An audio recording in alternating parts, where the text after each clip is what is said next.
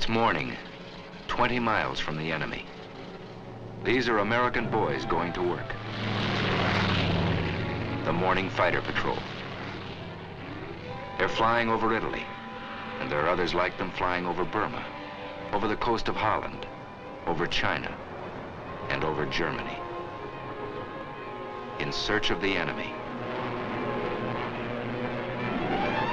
Enemy planes. The odds are bad this morning, nearly 3 to 1. The routine morning patrol goes on.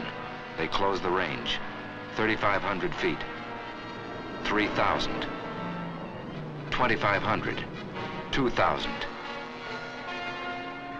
The odds are still 3 to 1.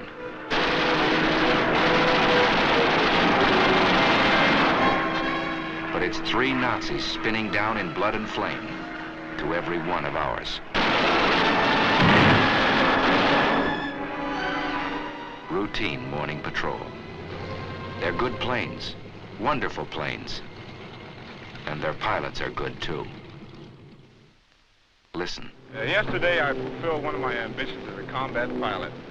I got 1 airplane and... An American far from home, fighting a war around the world. Listen again. This was my leader, and the second ship was me, and 2 Focke-Wulfs came on my right. I turned right and put up a stone wall of bullets, and the first... A wall of bullets. It wasn't so long ago these men were students in a university, workmen in a shipyard, just plain citizens from everywhere USA.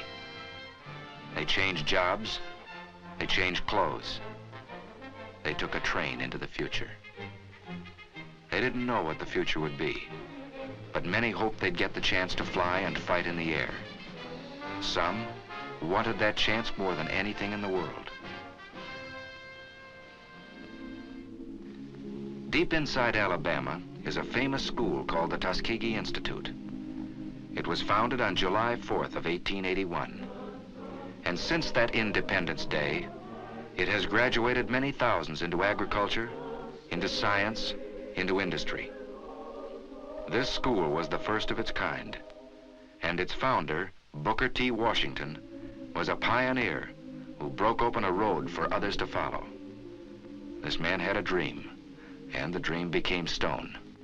He lifted the veil of ignorance from his people and pointed the way to progress through education and industry.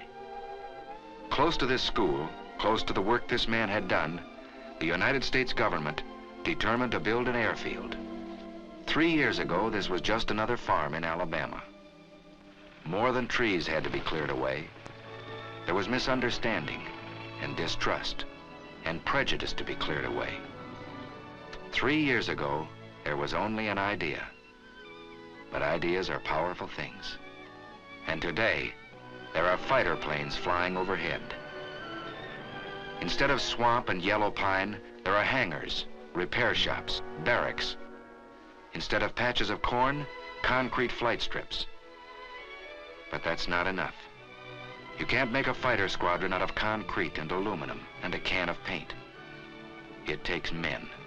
A chemistry student, a welder, a shoe salesman must learn how to fly. A group of average Americans must become a team of fighting men with wings.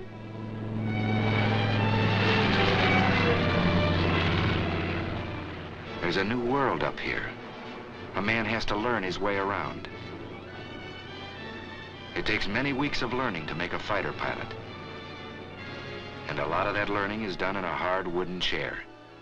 Because a fighter pilot is a combination of a mathematician and an athlete, a scientist and a sharpshooter. He's got to know what goes on inside his plane.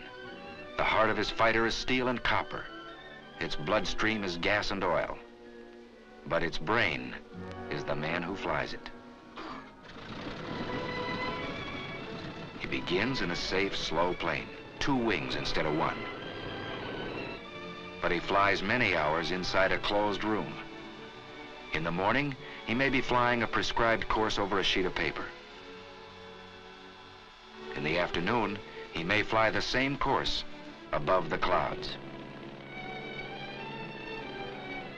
He trains his muscles down here very close to the ground, but he'll use the same sense of balance and coordination in the skies above Tuskegee. For this job of flying is never easy, and sometimes it's very, very tough.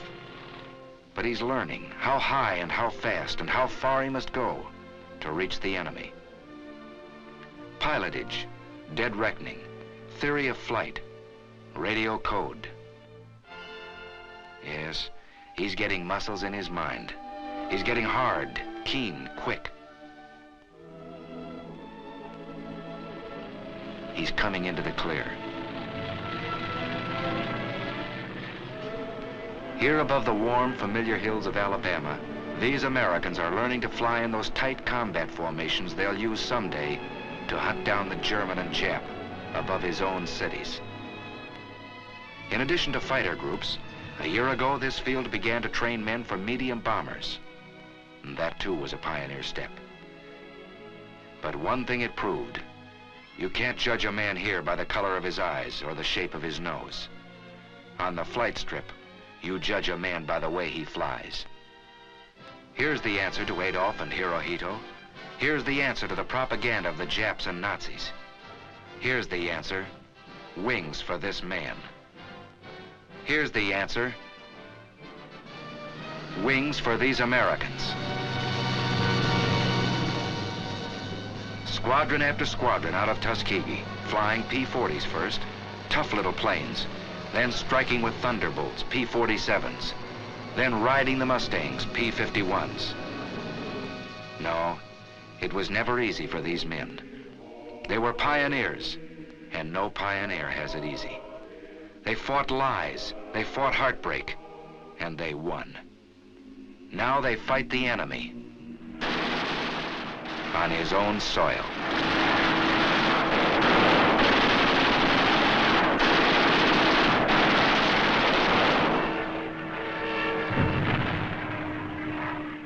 They fought the enemy, not without loss. Out of the first class to graduate almost 3 years ago, only a handful are left alive, so that liberty might not perish from the earth. 3 years have passed since the founding of Tuskegee Airfield. 750 pilots have been trained. 50% of them have been in combat. And this is only a beginning. Listen to Major General Butler at the celebration of this 3rd anniversary. Here, for the first time, Negro aviation cadets were being groomed to fly warplanes of a unit which was then a unit in thought only, the 99th Pursuit Squadron. These men were pioneers of a venture so new that you who stand here before me now, after 3 years, may still be considered forerunners in the movement which has given you a place in the fighting men of the sky. Under the feet of these men, a new road is being beaten out. Broad enough now for thousands and 10,000s. A good road for our country. These men remember that, marching or flying. They remember backing them up, their families, their friends, who expect so much of them. And backing them up, the men and women of every creed and speech and color who made these planes. And backing them up, the most powerful force in the world, the strength of the American people.